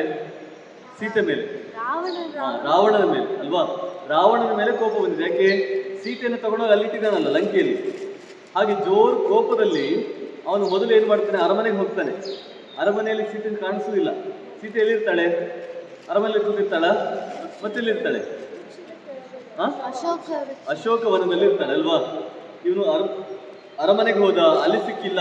ಹೊರಗಡೆ ಎಲ್ಲ ಸುತ್ತಾಡಿದ, ಎಲ್ಲೂ ಸಿಕ್ಕಿಲ್ಲ. ಎಲ್ಲ ಮಿನಿಸ್ಟರ್ಗಳ ಮನೆ ನೋಡ್ಕೊಂಡು ಬಂದ, ಎಲ್ಲೂ ಕಾಣಿಸ್ತಾ ಇಲ್ಲ. ಇವನಿಗೆ ಹುಡುಕ್ತಾ ಏನಾಗ್ತಾ ಇದೆ, ಕೋಪ ಹೆಚ್ಚು ಹೆಚ್ಚು ಹೆಚ್ಚು ಆಗ್ತಾ ಇದೆ. ಯಾರ ಮೇಲೆ? ರಾವಣನ ಮೇಲೆ. ಏನು ಮಾಡಿದ್ನೋ ಏನೋ ಇವನು ದುಷ್ಟ, ಆ ಸೀತೆಯನ್ನು ಕೊಂದಿರ್ಬೋದೇನೋ ಅಂತ ಇವನು ಅಂದ್ಕೊಳ್ತಾ ಇದ್ದಾನೆ ಒಳಗೆ. ಹಾಗೆ ಅವನು ಕೊನೆಗೆ ಉದ್ಯಾನವನಕ್ಕೆ ಬಂದ, ಲಂಕೆಯ ದೊಡ್ಡ ಗಾರ್ಡನ್, ಅಲ್ಲಿಗೆ ಬಂದ. ಅಲ್ಲಿ ಬಂದು ಎಲ್ಲ ತುಂಬ ಹೂಗಳೆಲ್ಲ ಇದ್ದಾವೆ. ಆ ಎಲ್ಲ ಹೂಗಳನ್ನೆಲ್ಲ ನೋಡಿದ. ಎಲ್ಲ ಹೂಗಳು ಕೆಂಪು ಹೂಗಳು, ಕೆಂಪು ಹೂಗಳು, ಕೆಂಪು ದಾಸವಾಳ ಇರುತ್ತಲ್ಲ ಹಾಗೆ ಎಲ್ಲ ಹೂಗಳು ಬರೀ ಕೆಂಪು ಕೆಂಪು ಕೆಂಪು ಕಾಣಿಸ್ತಾ ಇದ್ದಾವೆ. ಆಮೇಲೆ ಅಲ್ಲಿಂದ ಕೊನೆಗೆ ಅವನು ಅಶೋಕವನಕ್ಕೆ ಹೋದ. ಅಲ್ಲಿ ಕೊನೆಗೆ ಸೀತೆ ಕಾಣಿಸಿದ. ಆಮೇಲೆ ಕೊನೆಗೆ ಸೀತೆ ಹತ್ರ ಮಾತಾಡಿದ, ರಾಮನ ಉಂಗುರವನ್ನು ಕೊಟ್ಟ, ಅವಳ ಚೂಡಾಮಣಿ ತಗೊಂಡ, ಎಲ್ಲ ಆಯ್ತು. ಕೊನೆಗೆ ವಾಪಸ್ ಬಂದ್ಮೇಲೆ ಉಳಿದವರೆಲ್ಲ ಕೇಳಿದ್ರು, ಲಂಕೆ ಹೇಗಿತ್ತು ಅಂತ ಕೇಳಿದ್ರು. ಆವಾಗ ಇವನು ಹೇಳಿದ, ಲಂಕೆ ಏನು ದೊಡ್ಡ ದೊಡ್ಡ ಅರಮನೆಗಳು, ಅದು ಇದು ಎಲ್ಲ ಇತ್ತು. ಆಮೇಲೆ ಉದ್ಯಾನವನದಲ್ಲಿ ಒಂದು ವಿಶೇಷ ಇತ್ತು. ಏನು? ಎಲ್ಲ ಹೂಗಳು ಕೆಂಪು. ಅಲ್ಲಿ ಕೆಂಪು ಬಿಟ್ಟರೆ ಬೇರೆ ಕಲರೇ ಇಲ್ಲ, ಎಲ್ಲ ಕೆಂಪು ಅಂತ. ಆವಾಗ ಲಕ್ಷ್ಮಣ ಹೇಳಿದವನಿಗೆ, ಕೆಂಪು ಇದ್ದದ್ದು ಹೂವು ಅಲ್ಲ, ಎಲ್ಲ ಹೂಗಳು ಕೆಂಪು ಹೂಗಳು ಇರ್ತವೆ ಎಲ್ಲಾದ್ರೂ ಉದ್ಯಾನವನದಲ್ಲಿ? ಇಲ್ಲ. ಅವೆಲ್ಲ ಬಿಳಿ ಹೂಗಳಿರ್ಬೋದು, ಹಳದಿ ಇರ್ಬೋದು, ಬೇರೆ ಯಾವುದೋ ಕಲರ್ ಇರ್ಬೋದು. ನಿಂಗೆ ಕೆಂಪಾಗಿ ಕಾಣಿಸಿದ್ದು ಯಾಕೆ? ನಿನ್ನ ಕಣ್ಣು ಕೆಂಪಾಗಿದೆ ಕೋಪದಲ್ಲಿ ಅಲ್ವಾ? ನಿನ್ನ ಕಣ್ಣು ಕೆಂಪಾಗಿರೋದಕ್ಕೆ ನಿನಗೆ ಎಲ್ಲ ಕೆಂಪಾಗಿ ಕಾಣಿಸಿದೆ ಅಷ್ಟೇ. ಸಮಸ್ಯೆ ಇರೋದು ಎಲ್ಲಿ? ಉದ್ಯಾನವನದಲ್ಲಿ ಅಲ್ಲ, ನಿನ್ನಲ್ಲಿ. ಹಾಗಾಗಿ ನಮಗೆ ಯಾವತ್ತೂ ಕೂಡ ನಮ್ಮ ಮನಸ್ಸಿನಲ್ಲಿ ಯಾವ ಭಾವನೆ ಇದೆ ಅದೇ ಹೊರಗಿನ ಜಗತ್ತಿನಲ್ಲಿ ಕಾಣಿಸ್ತದೆ. ಎಷ್ಟೋ ಸಲ ಕೆಲವರಿಗೆ ಜಗತ್ತೆಲ್ಲ ಹಾಳಾಗಿದೆ ಅಂತ ಅನಿಸ್ತದೆ ಅಲ್ವಾ? ಅವರು ಸರಿ ಇಲ್ಲ, ಇವ್ರು ಸರಿ ಇಲ್ಲ, ಅವರು ಹಾಳಾಗ್ತಾ ಇದ್ದಾರೆ, ಇದು ದೇಶ ಹಾಳಾಗ್ತಾ ಇದೆ ಎಲ್ಲ ಹೇಳ್ತಾ ಇರ್ತಾರೆ. ಇನ್ನೊಬ್ಬ ಏನು ಹೇಳ್ತಾ ಇರ್ತಾನೆ, ಈಗ ಎಲ್ಲ ಒಳ್ಳೇದಾಗ್ತಾ ಇದೆ ಅಂತ ಹೇಳ್ತಾ ಇರ್ತಾನೆ. ಈಗಿನ ಹುಡುಗರು ಚೆನ್ನಾಗಿ ಓದ್ತಾರೆ, ಈಗಿನ ಹುಡುಗರು ತುಂಬ ಚೂಟಿ. ಇವನು ಹೇಳ್ತಾನೆ, ಇಲ್ಲೆಲ್ಲ ದೇಶವೇ ಹಾಳಾಗೋಗಿದೆ, ಈಗಿನ ಹುಡುಗರು ಎಲ್ಲರೂ ಕೆಟ್ಟ ಹೋಗಿದ್ದಾರೆ ಅಂತ ಹೇಳ್ತಾರೆ. ಸಮಸ್ಯೆ ಇರೋದು ಯಾರು? ಎಲ್ಲಿ? ಹುಡುಗರಲ್ಲಿಯೇ ನಮ್ಮಲ್ಲಿ ಸಮಸ್ಯೆ. ನಾವು ಜಗತ್ತನ್ನು ಕೆಟ್ಟದಾಗಿ ನೋಡಿದರೆ ನಮಗೆ ಎಲ್ಲವೂ ಕೆಟ್ಟದಾಗಿ ಕಾಣ್ತದೆ. ಜಗತ್ತು ಇದ್ದ ಹಾಗೆ ಉಂಟು, ಅದೇ ಬದಲಾವಣೆ ಆಗಿಲ್ಲ. ಒಬ್ಬನಿಗೆ ಚೆನ್ನಾಗಿ ಕಾಣ್ತದೆ, ಇನ್ನೊಬ್ಬನಿಗೆ ಕೆಟ್ಟದಾಗಿ ಕಾಣ್ತದೆ. ಹಾಗೆ ಈ ಸಂಜೀವಕ ಮತ್ತು ಪಿಂಗಲಕರಿಗೆ ಇಬ್ಬರಿಗೂ ಕೂಡ ಪರಸ್ಪರ ದ್ವೇಷ. ಅವನನ್ನು ಇವನಿಗೆ ನೋಡ್ಲಿಕ್ಕೆ ಆಗಿಲ್ಲ, ಇವನ್ನ ಅವನಿಗೆ ನೋಡ್ಲಿಕ್ಕೆ ಆಗ್ತಾ ಇಲ್ಲ. ಇಬ್ರು ಕೂಡ ನೋಡಿ ಕಾದಾಡಿದ್ರು. ಇಬ್ರು ಕೂಡ ಜೋರಾಗಿ ಯುದ್ಧ ಮಾಡ್ತಾ ಇದ್ದಾರೆ. ಈ ಕರಟಕ ಹೇಳಿದ ದಮನಕನಿಗೆ, ನೀನು ಈ ಥರ ಯುದ್ಧಕ್ಕೆ ಇಬ್ಬರನ್ನು ಯುದ್ಧ ಮಾಡುವ ಹಾಗೆ ನಿಲ್ಲಿಸಿ ಬಂದಿದೆಯಲ್ಲ, ನಿನಗೆ ಸ್ವಲ್ಪ ಆದ್ರೂ ಬುದ್ಧಿ ಉಂಟಾ? ತಲೆ ಸರಿ ಉಂಟಾ ನಿನಗೆ? ನೀನೊಬ್ಬ ಮೂರ್ಖ.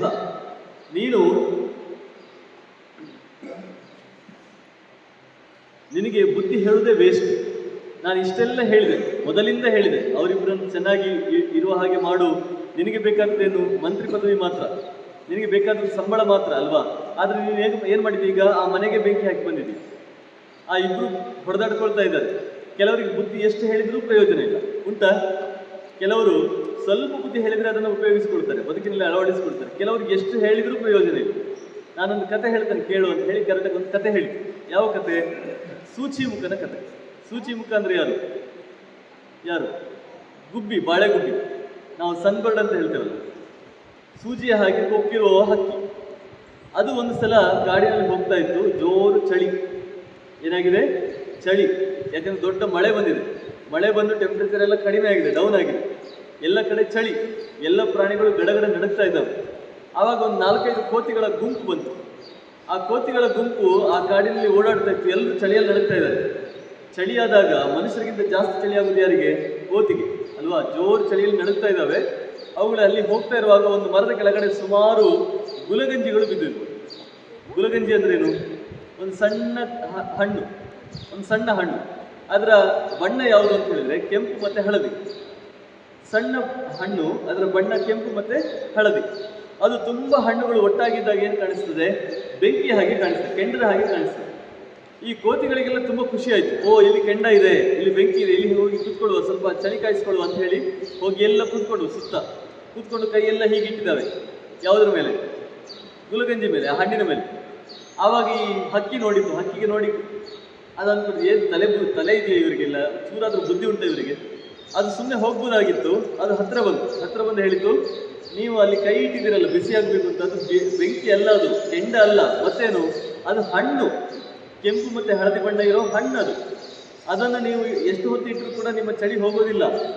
ನೀವು ಎದ್ದು ಬೇರೆ ಕಡೆಯಲ್ಲಾದರೂ ಬೆಂಕಿಯನ್ನು ಹುಡ್ಕೊಂಡು ಹೋಗ್ರಿ ಅಂತ ಹೇಳಿತು ಹಕ್ಕಿ.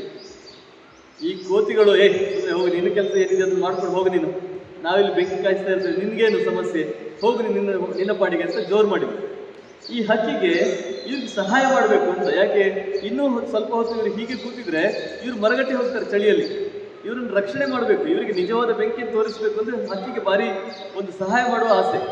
ಅದು ಮತ್ತೆ ಬಂತು, ಸ್ವಾಮಿ ಸರಿಯಾಗಿ ನೋಡಿ, ಕಣ್ಬಿಟ್ಟು ನೋಡಿ, ಅದು ಬೆಂಕಿ ಅಲ್ಲ, ಅದು ಕೆಂಡ ಅಲ್ಲ, ಅದು ಹಣ್ಣು, ಅದು ಹಳದಿ ಬಣ್ಣ ಇರೋ ಹಣ್ಣು. ನಿಮ್ಗೆ ಭ್ರಮೆ ಹುಟ್ಟುತ್ತಾ ಇದೆ ಅಷ್ಟೇ.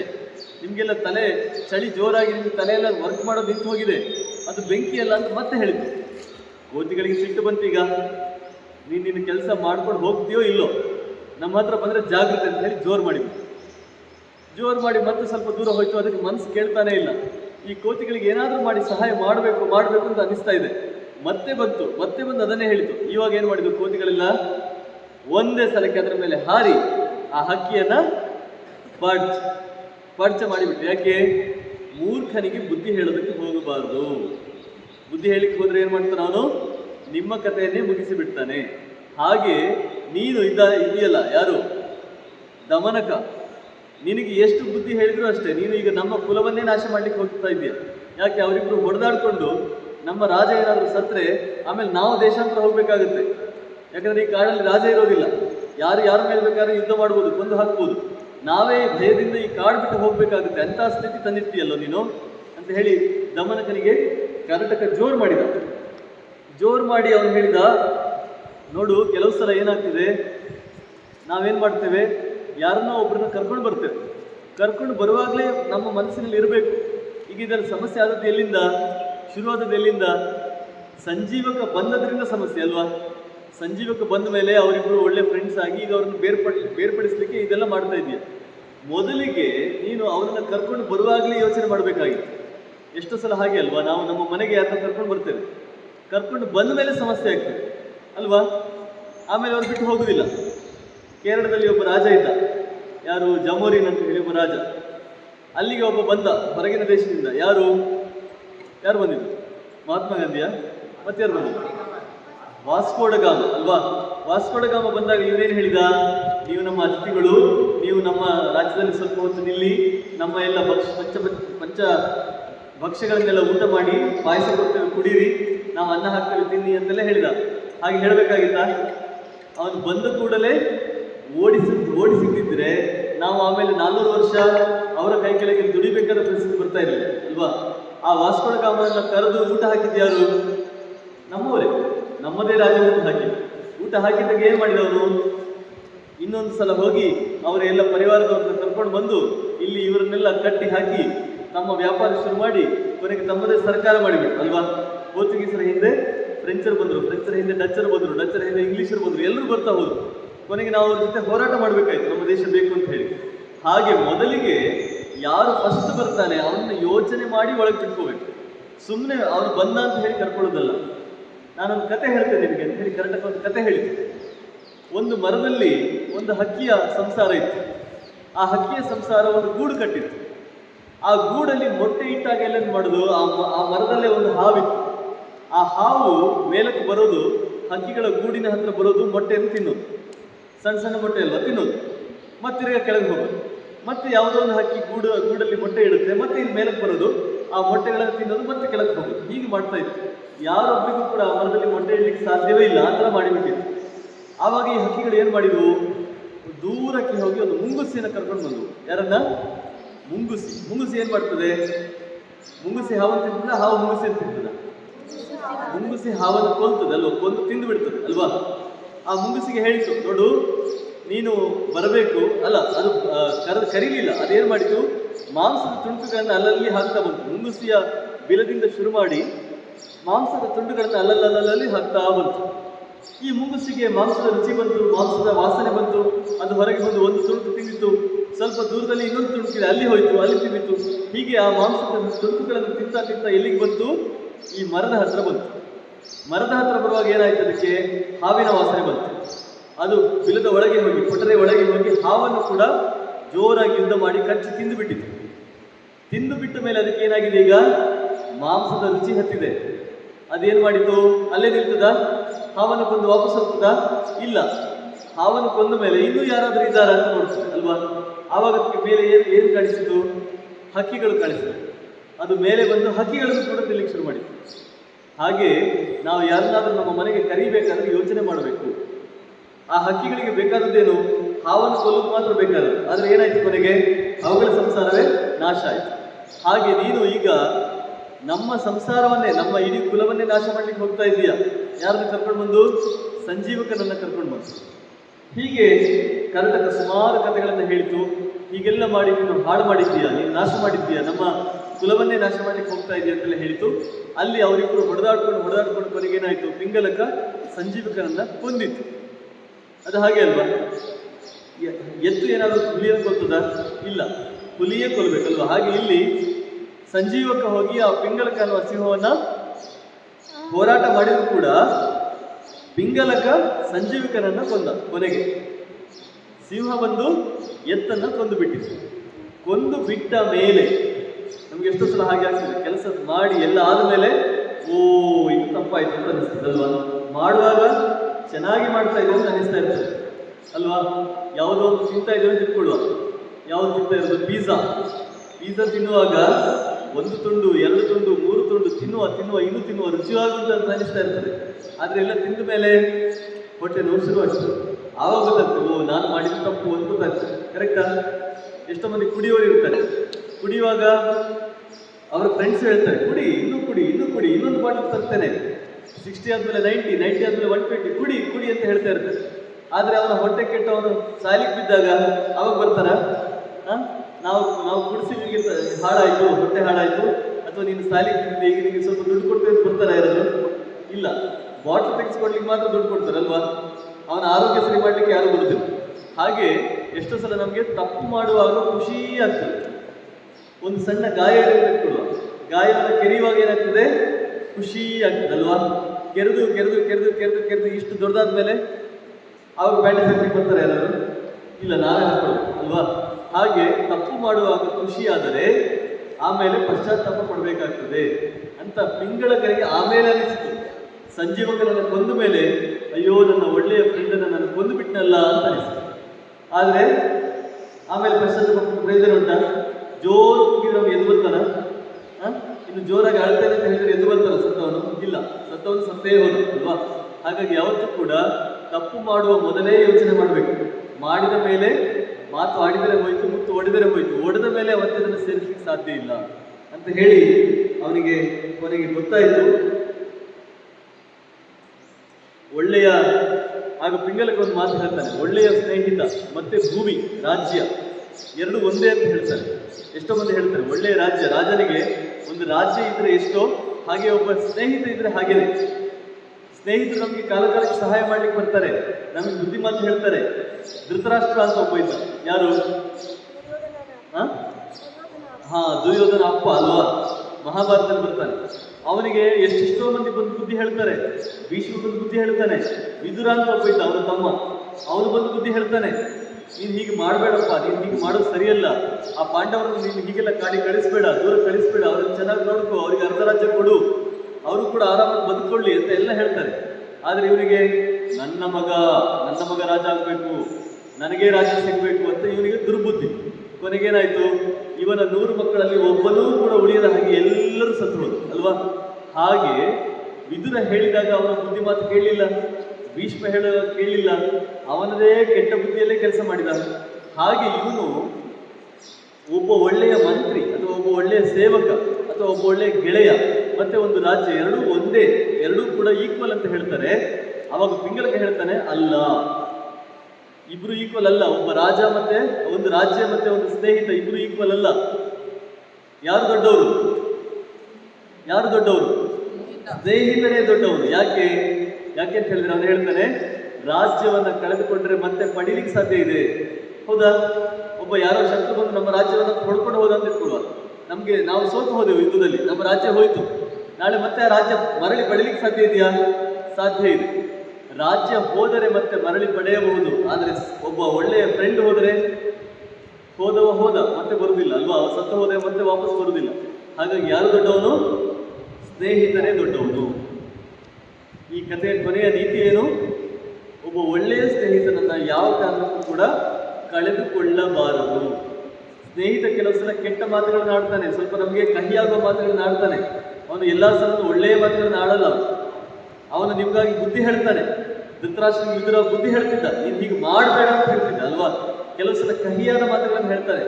ಅವನು ಹೇಳುವ ಮಾತು ತುಂಬಾ ಕಟು ಅಂತ ಅನಿಸ್ತದೆ. ಆದರೆ ಒಳ್ಳೆಯ ಸ್ನೇಹಿತ ನಮ್ಗೆ ಯಾವತ್ತೂ ಕೂಡ ನಮ್ಮ ಬದುಕನ್ನ ಒಳ್ಳೆಯ ಕಡೆಗೆ ಕರೆದುಕೊಂಡು ಹೋಗ್ತಾನೆ, ನಾಶ ಮಾಡುವುದಿಲ್ಲ ಅನ್ನುವ ಒಂದು ನೀತಿ ಕೊನೆಗೆ ಯಾರಿಗೆ ಗೊತ್ತಾಯ್ತು?